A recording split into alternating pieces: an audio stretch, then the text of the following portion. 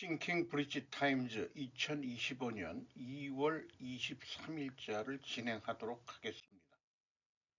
오늘의 편집 내용 제목들이 되겠습니다.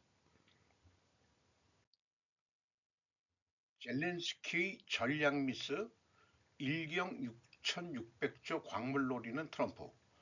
머니투데이 김희정 기자가 2월 23일 날 보도한 내용입니다.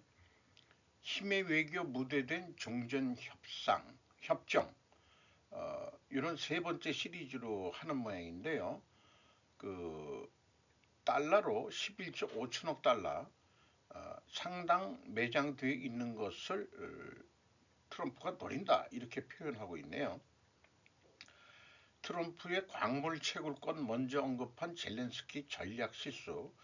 제가 어저께도 이 자승자박 한 꼴이 된 거 아니냐라고 또 언급을 미리 했는데 시각이 비슷한 것 같습니다. 어쨌든 블로드미르 젤렌스키가 그 제안을 거부한 이유는 미국한테만 다 줄 수는 없고 유럽연합과 영국, 캐나다 등 다른 국가들도 참여할 여지를 남겨둬야 한다는 이유에서다. 이렇게 이제 얘기를 했답니다. 그 스위스에 본사를 둔 펠렉스포는 전쟁전으로 되돌리려는 상당한 투자가 필요하다며 적대 행위가 끝나면 가장 큰 리스크는 숙련 직원을 확보하는 것이 될 것이라고 밝혔다. 그러니까 재건을 하는데 여러 가지 인력이나 그다음에 돈도 뭐 부족하겠죠. 한편 미국 기업의 우크라이나의 광산 채굴권을 제공한다는 아이디어는 젤렌스키가 대통령이 지난해 트럼프 대통령에게 먼저 언급한 아이디어다. 그러니까 트럼프가 갑자기 한 얘기는 아닌데 이게 정권 이양하면서도 인수인계가 됐겠죠. 젤렌스키가 그렇게 제안을 했는데 내가 행동을 못하고서 그냥 끝나게 됐네. 이런 얘기를 하면서 서로 백악관 인수인계할 때 또 그런 얘기가 됐을지 모르지요. 트럼프 대통령 우크라이나 광물자원 권익공여 합의 근절. 여기에 우리나라 기사는 그 노린다 뭐 이렇게 했는데 권익 공여를 한다라는 중의적인 아주 점잖은 표현들을 하는 언론기관이 있습니다. 2월 22일 토요일 TBS 뉴스 일본판입니다. 어, 쭉 하는데 어쨌든 트럼프 대통령은 젤렌스키가 합의할 거다 이런 쪽으로 얘기를 하고 있습니다. 에, 젤렌스키 대통령은 이 합의안이 양국 관계를 강화하는 데 도움이 될 것이라며 세부 사항을 확실히 하여 효과를 보장하는 것이 핵심이라고 덧붙여 우크라이나에 대한 안전 보장이 필요함을 다시 한번 강조했다. 댓글이 재미있어요. 이래서는 합의가 아니라 거의 공갈 아니냐. 우크라이나에는 다른 선택지가 없다. 마치 미국이 전술인 것처럼 같은 행동이야. 일본이 패전을 해본 입장이라서 또 이렇게 비유를 하고 있겠습니다. 본인은 전쟁을 멈춘 1등 공신으로 노벨 평화상을 원하겠지만 우리나라 민주당 애들이 딸랑딸랑 거리고 있죠. 이제 그것만은 절대 안 되겠네. 애초에 이 대화를 딜이라고 부르는 시점에서 트럼프는 이 이야기가 미국의 큰 비즈니스 기회라고 인식함을 엿볼 수 있다. 네. 거래 관계로 생각을 한다는 거죠. 젤렌스키 초청 G7 정상회의 참석, 트럼프 대통령과 동석도, 요것은 데일리 아사히 뉴스입니다.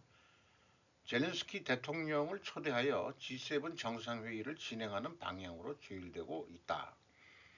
러시아의 우크라이나 침공 3주년인 24일 주요 7개국은 젤렌스키 우크라이나 대통령을 초청해 온라인으로 정상회의를 열기로 했다. 온라인이네요. 젤렌스키 대통령은 우크라이나 없이 진행 중인 정전 협상에 대해 미국과 러시아의 협의를 비난하고 있으며 트럼프 대통령과 젤렌스키 대통령이 회의에 함께 참석할 가능성도 있다. 정부 관계자에 따르면 이 회의는 일본으로 24일 심야에 개최되며 이시바 총리도 참석할 예정이다. 전부 다 온라인 회의로 하게 되나요? 이번엔 그런 자세한 내용이 없네요. 퇴역 육군 장군 호지스 우크라이나 평화협정은 몇 달이 걸릴 것입니다. DW 뉴스 독일 국영방송입니다. 벤 호저스 전 장군은 광범위한 인터뷰에서 DW의 이네스 폴 브레오 수석과 새로운 트럼프 행정부 하에서 현재 지정학적 지형에 대해서 논의를 한 내용입니다. 쭉 그 히스토리컬하게 얘기를 하고 있어요. 그 JD 벤스 여기 뮌헨인데 뮌헨에서 JD 벤스 연설의 충격파는 의도된 것이라고 말했다. 어쨌든 그 의도라고 자기도 생각한다. 의도적으로 그렇게 얘기한 거다. 그다음 우크라이나 평화협정에 대해서는 우크라이나에서 전쟁을 끝내는 것은 긴 과정이 될 것이다. 그리고 이 대통령은 존중받기를 원한다. 그는 러시아인들이 자신을 속이고 있다는 것을 깨닫거나 믿기 시작할 때 매우 빠르게 방향을 틀 수 있습니다. 러시아인들이 자신이 생각하는 거래를 절대 하지 않을 것입니다. 러시아인들이 자신의 손을 과도하게 사용한다면 저는 대통령이 그들을 매우 빠르게 공격할 것이라고 상상할 수 있습니다. 여기에 그 대통령은 트럼프를 지칭하는 것으로 이해가 됩니다. 그는 마침내 다른 유럽 국가들이 나서줄 것을 요청하고 있습니다. 젤렌스키군요. 아니네요. 트럼프가 그렇죠. 독일과 다른 나라들은 이 회담에서 소외된 것에 대해 불평하지 말고 대신 이 회담에 참여해야 합니다. 그는 또한 미국 동맹국들에게 미국에 대한 신뢰를 잃지 말 것을 요청했습니다. 이게 핵심이겠네요. 근데 지금 서로 멀어져 가는 것 같은 그런 기분이죠. 제프리 sak스 brings real politics to the EU parliament 미 의회에 이걸 현실 정치라고를 그 언급을 한다. brings 이렇게 얘기했으니까 피디아스 EU 그 EU에서 그 이 생방송 한 내용인데 뭐 많은 시간을 그 제프리 sak스라는 사람이 미국 경제학자인데 경제개발 빈곤감소 지속 가능성에 관한 연구로 유명한 미국 경제학자 공공정책 분석가라고 소개를 하는데 이분이 그 EU 그 학자 그 의회 거기에서 그 학자 모임에 이 초청을 받아가지고 좀 강연 같이 한 것 같습니다. sak스는 소련 이후 경제가 시장 체제로 전환하는 데 중요한 역할을 했으며 소련이 초청을 했던 모양이에요. 유엔의 밀레니엄 개발 목표를 주도적으로 옹호했습니다. 현재 컬럼비아 대학교의 교수로 재직 중이며 지속 가능한 개발 센터를 이끌고 있습니다. 그래서 쭉이 EU와 그 미국의 관계, 이 역사 뭐 이런 거로 해서 민스크 협정 나오고 우크라이나 유로 마이단 나오고 나토 확대 얘기부터 이제 역사적으로 쭉 그 히스토리컬하게 설명을 하는 것 같습니다.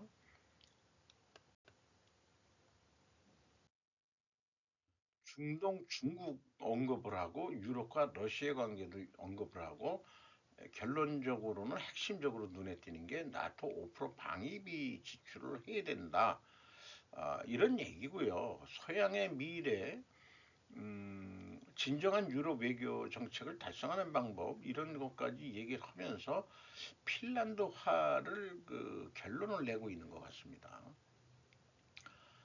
미국과는 근데 핵심적으로는 등을 돌리지 말아야 된다. 이유가 이렇게 이제 언급을 하는 것은 그럼에도 불구하고 이유가 이제 나토에서 미국이 탈퇴를 한다면은 어, 옛날의 동지가 적이 되는 거죠. 진정한 미국 이후 빈혈이 있습니까? 아니면 단순히 미국 우위를 위한 분업인가요? 더 뉴 아틀라스라는 매체는 이런 제목으로도 이 기사를 냈습니다. 임의적이고 차별적 판사 DEI 프로그램 억제를 위한 트럼프의 노력 차단. 카일 첸이 폴리티코에서 2월 22일 날 보도한 내용입니다. 이 지방법원 판사 아담 아벨스는 트럼프의 현재 정책이 수정헌법 제1조를 위반할 가능성이 높다고 판결했다.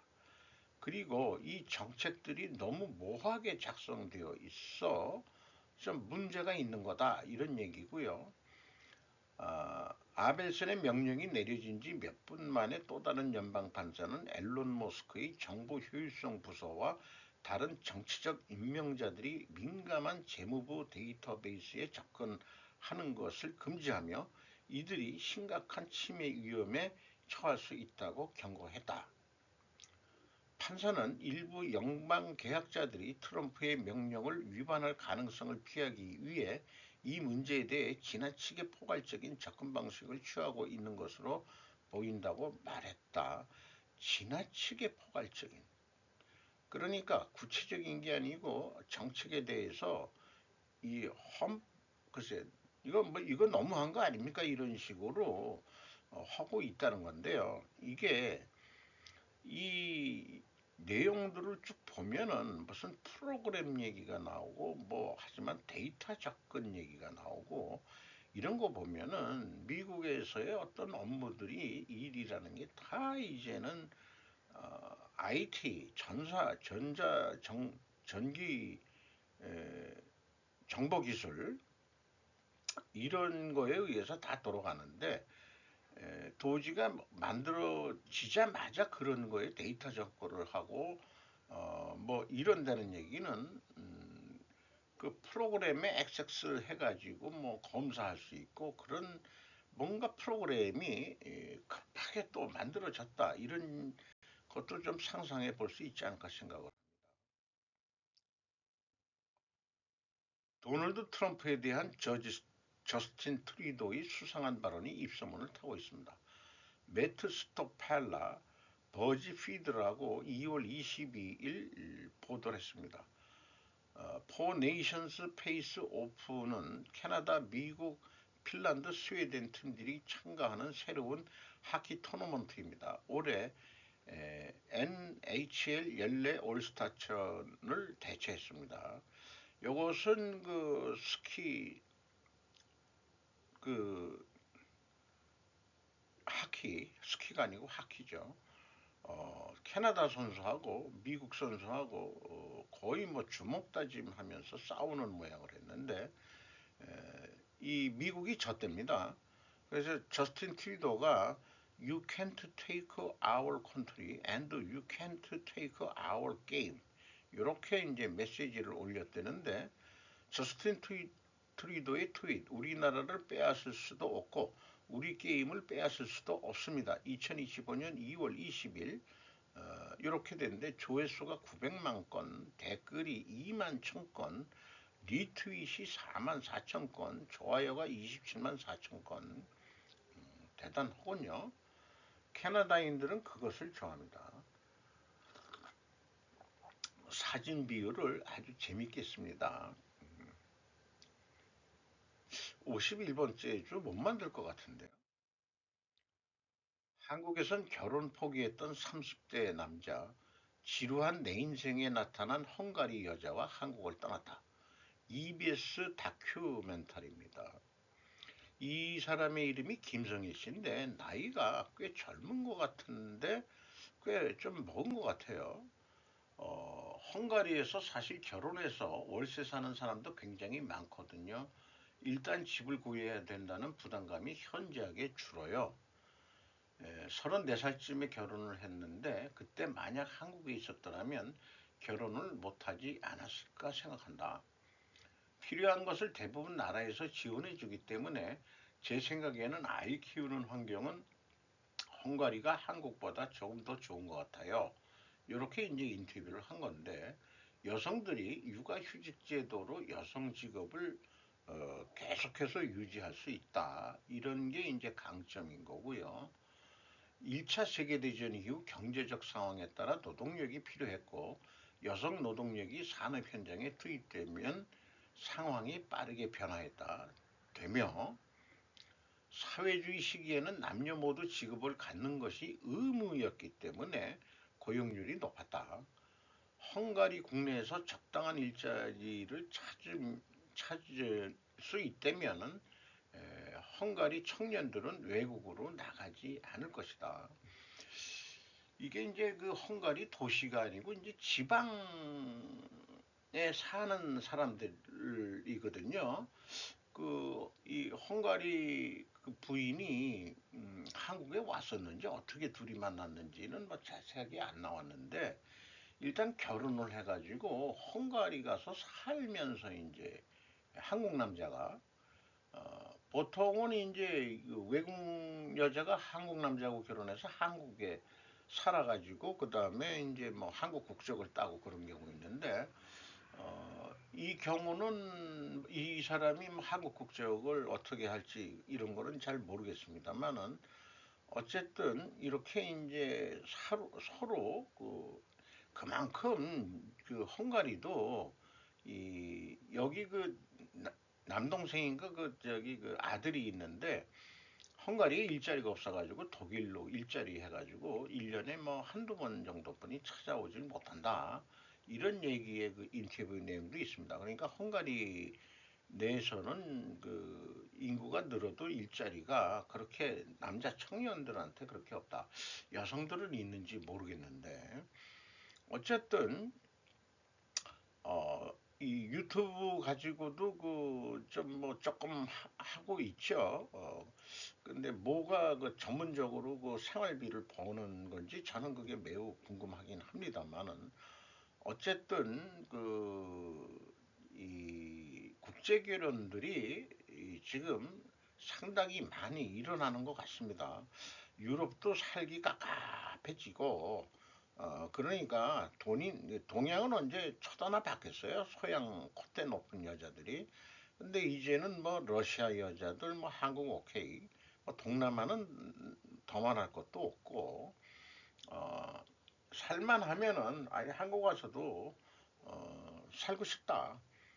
이런 그 유럽 여자들도 많이 생기고 그랬죠. 미국도 물론 있습니다.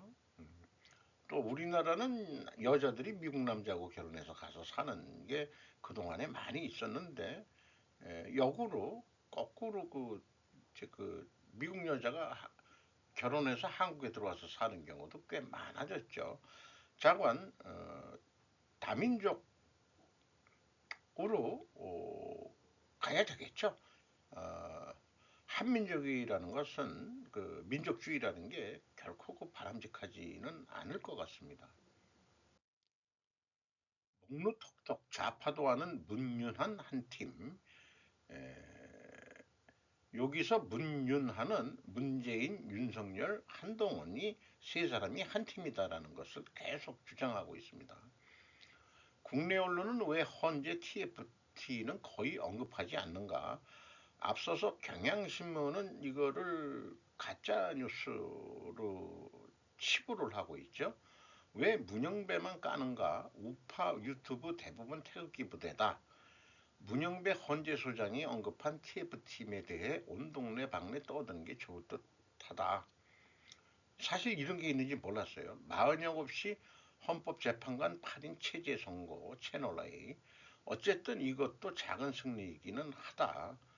윤 대통령 변호인단 배보윤 변호사 박근혜 탄핵 편에서 일했던 공보관이다. 사방의 간첩들이다. 윤 대통령 변호인에 들어가 있는 사람이 박근혜 탄핵 때 그 TFT를 만들었던 공보관이다 이런 얘기예요. 헌법재판소 박근혜 대통령 탄핵 심판 TFT 구성. 누구를 믿어 아무도 안 믿을 수 없다. 윤 지지자들을 자청하며 극단 행동들을 자행하는 자들, 조직에 속해 있으면 조직에 반하는 말을 할 수 없을 것이다. 마이너리그에서만 언급이 되고 있다. 그래서 현재 윤석열 변호인단의 관계도들을 했는데 여기에 그 가짜들이 꽤 많이 깔려 있다. 이런 게 이제 핵심인 것 같습니다. 중국은 지금 당장 대한민국 내정 간섭을 멈춰 한국 정치 관심 끄고 시진핑 독재국가 중국으로 돌아가.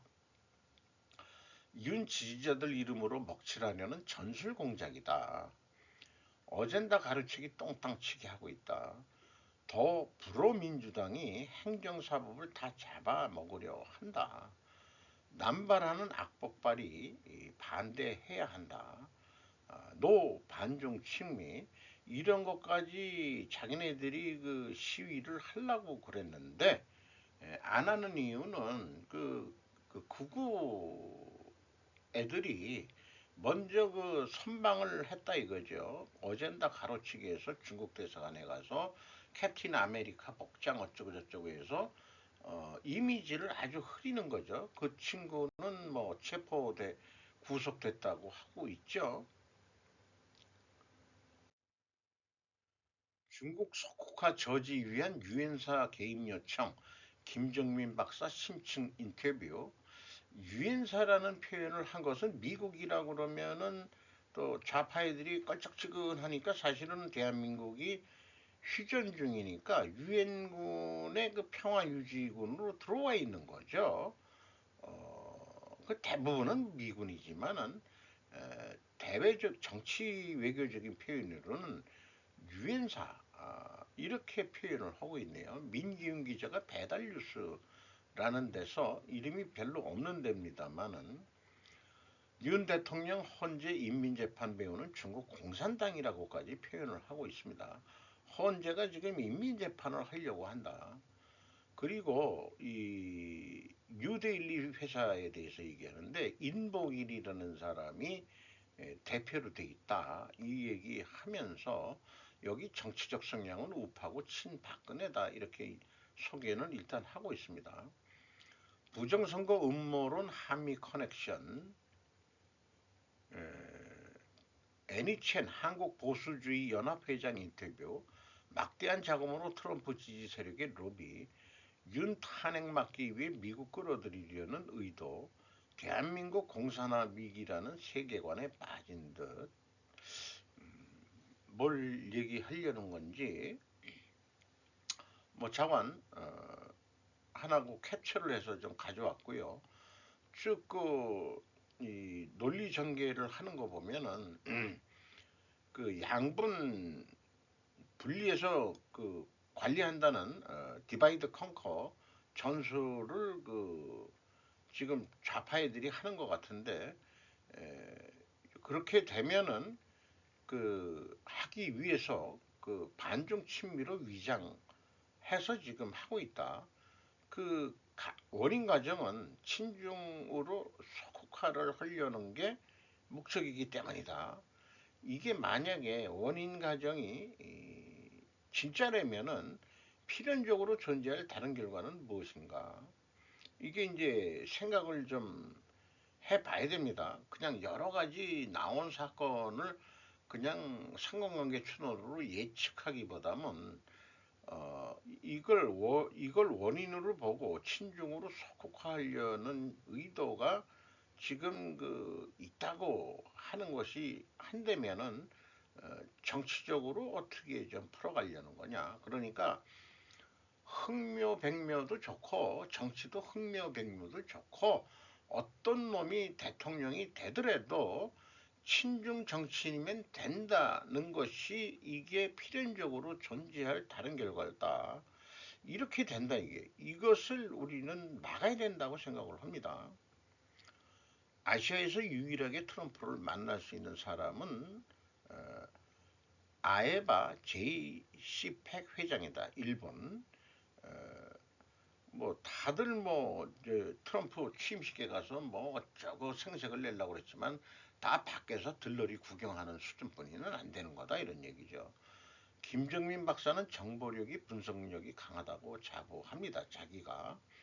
저도 인정합니다. 상관관계 추론이 뛰어나다. 이것을 저는 상관관계 추론이라고 언급하고자 합니다. 만약 개인적으로 제가 많은 정보가 있더라도 나는 그런 추론을 해내기가 능력이 없습니다. 다만 어떻게든 인과관계로 풀고 싶다 이게 여기처럼. 트럼프, 푸틴 손잡는다고 예측했었다. 젤렌스키는 나가리 된다. 쿨릴타이 방송에서 젤렌스키 비리도 밝혔었다. 자기네들이 강한 분석 추론은 돈의 관계를 추적하기 때문이라고 밝히고 있다. 자기네들이 추론하는 것은 돈의 관계를 추적을 하면은 그렇게 결론이 날 수밖에 없다. 그런 얘기를 하고 있어요.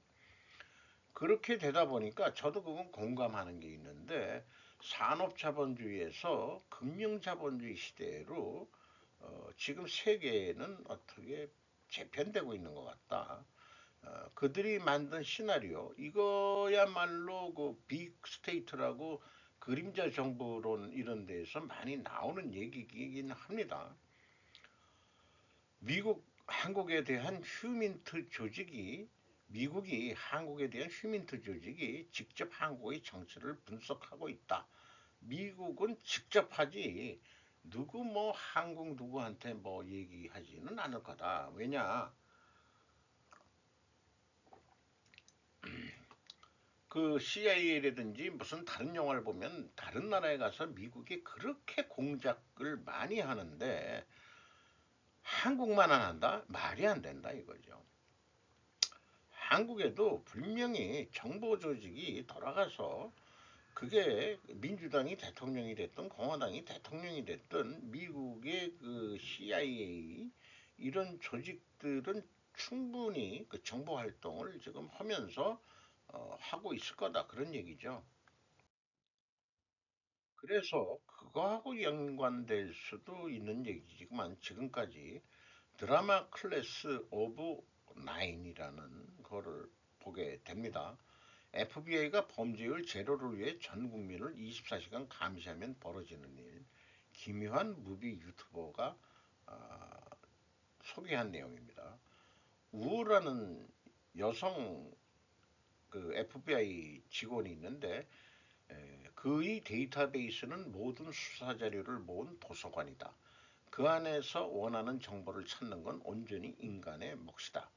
하지만 방대한 데이터 중 원하는 값을 찾아내는 건 사막에서 바늘 찾기와 같다. 이 데이터베이스 전산화해서 입력을 다 했다는 얘기죠. 결국 범죄를 완벽히 예방하는 건 불가능에 가까웠다. 그래서 딥러닝 전문가 아모스의 아이디어 좀이 FBI 그쪽 담당이 만나가지고 했는데 국민 전체를 유죄 추정의 원칙을 적용한 다음 혐의 혐의점이 없는 사람을 하나씩 용의선상에서 배제하면 진짜 용의자가 추려진다는 것. 이런 것들이 아마 상관관계 알고리즘으로 들어가기 때문에 엄청 많은 데이터가 필요할 겁니다. 무죄 추정의 원칙은 시스템의 개혁이니 그런 건 존재하지 않게 됩니다.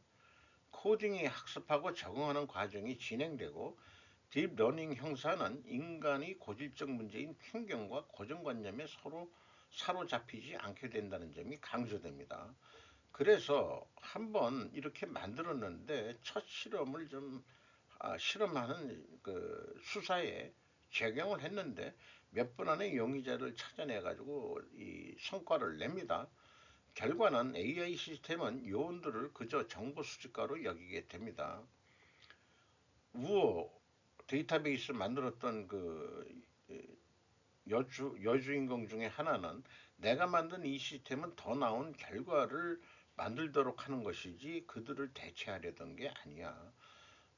왜 이렇게까지 그 드라마 시나리오는 FBI 건물이 폭파당하는 그런 게 있기 때문에 그렇습니다. 우리가 시행하는 그 어떤 절차도 모든 비극은 막을 수는 없어. 이렇게 이제 그때 생각을 했다는 거죠. 그래서 딥러닝 형사 시스템을 막지 않으면 FIA는 근본적으로 바뀔 것이다.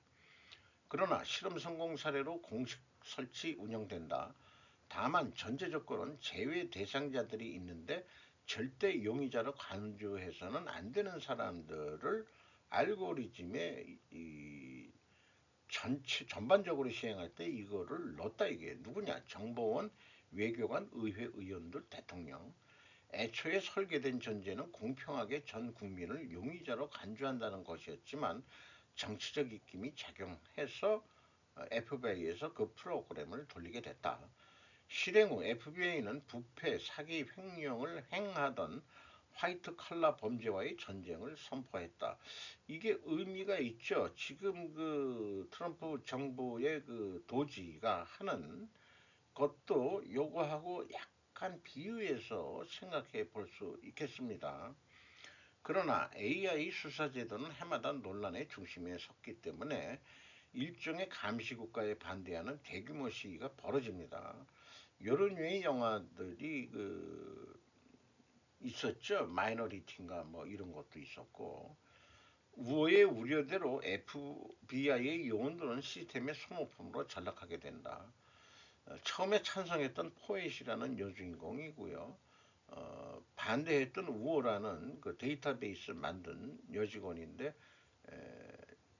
퇴직하고서 그냥 가정부부로 있는데 둘이서 만나서 이거 바꿔야 된다. 시스템이 잠재적 위험 인물까지 경고한 것을 알게 되기 때문에 그들은 수사 대상이 된 시스템의 반응을 보는 게 자신들의 수사 사명으로 협력하게 됩니다. 뒤늦게 깨달은 FBI 국장이 시스템을 다운시키려 했으나 이미 인간의 통제 영역을 벗어난 시스템은 꺼지지 않았다. 그리고 직위 해제된다. 그리고 사상 범죄자로 몰린 딥러닝 전문가 아모스라는 그 이름이 상징하는 게 좀 있어요. 그 구약의 선지자로 나오는데 이 사람이 포에색의 코드를 재프로그램하는 방법을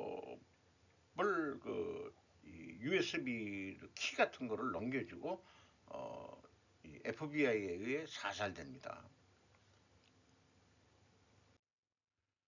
우리가 예외를 없애면 그들은 시스템을 중단할 수밖에 없다. 우여곡절 끝에 시스템은 제외 대상이 없는 초기 프로그램으로 수정되었다. 완전히 없애질 수가 없고 현실에서 감시 사회를 없애지는 못한다는 얘기 같습니다. 공산국가는 빠르게 그거를 실현할 수 있었죠. 민주국가 요즘 CCTV 우리나라도 많이 달려 있는데 더 달아야 될지도 모르겠어요. 사실 어떻게 생각하면은 그것이 범죄 예방에도 좀 도움이 된다고 생각을 합니다. 그리고 이것은 법정안에 110번까지 그 역할을 했던 AI입니다. 그래서 이런 게 됐기 때문에 법원이 결국은 모든 예측 기반 체포를 즉시 무효하게 됩니다. 배심원 역할까지 했던 시스템이 눈이 이게 꺼진 장면입니다. 불이 들어와 있다가. 결론에 첫 번째 수업에서 배울 내용은 정의가 확률에 그치지 않는다는 것입니다. 그러니까 이것의 상징적인 의미는 너무 이 정보 기술에 의존하지 말라. 인간의 어떤 정의 이런 시련은 그 컴퓨터가 도구는 될 수 있정정 인간을 대체해서는 안 된다는 의미가 있는 그런 얘기가 됐습니다. 이제 AI가 아주 전반적으로 전 세계에 모든 나라가 AI에 투자해야 된다, 뭐 이렇게 되고 우리나라 한국의 세계 최대의 데이터 뱅크를 그 LG 3세가 주축으로 해서 전남 어디에다가 만들겠다고 하는 뉴스가 나왔는데 어쨌든 그렇게 돌아간다 하더라도 그 인과관계 알고리즘이 로 하게 되면은 그 좀 데이터가 적게 들어갈 수 있다. 이런 생각을 저는 가지고 있어요. 그리고 휴민트라는 거 어디서 들었었는데 지금 이런 조직이 정보 활동이 음, 한국에서 돌아갈 거다. 누구에 의해서 미국 CIA나 FBI 등등 어, 첩보 활동이나 기타 형태의 은밀한 감시를 통해 제공된다. 휴민트 작전의 수행 방식은 공식 프로토콜과 정보 출처의 특성에 의해 결정된다. 이런 얘기고요. 차관 이 방첩, 간첩, 방첩과 휴민트 모두 비밀 인간 정보와 그 운영 기법을 포함한다. 이렇게 이제 그 소개를 그 위키백과에서 찾아볼 수 있습니다.